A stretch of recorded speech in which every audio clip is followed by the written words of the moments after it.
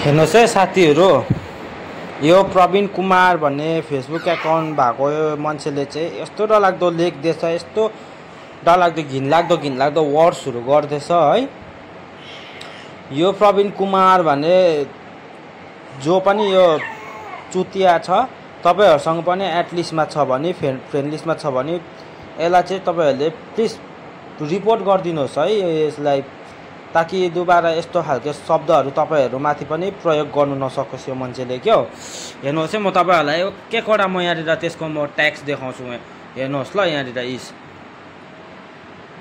यस्तो घिनलाग्दो वर्ड्सहरू लेखेको छ कि पढ्नु पनि के हो शरम लाग्दो। के हो आमादेखि लिएर बहिनी सबैलाई गाली दिएको छ। के हो त्यसै बित्थामा यसले यहाँ हेर्नुहोस् न, कस्तो घिनलाग्दो शब्दहरू गरिरहेछ त्यसले। क्या यहाँनिर हेर्नुहोस् है, पढ्नुहोस् है तपाईहरुले। यो मान्छेलाई चाहिँ तपाईहरुसँग फ्रेन्ड लिस्टमा छ भने चाहिँ नि यस्तो घिनलाग्दो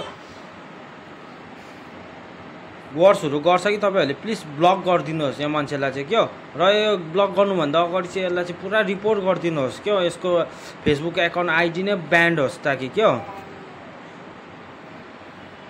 यस्तो घिनलाग्दो वर्ड्सहरू गरेको छ यो चुतियाले।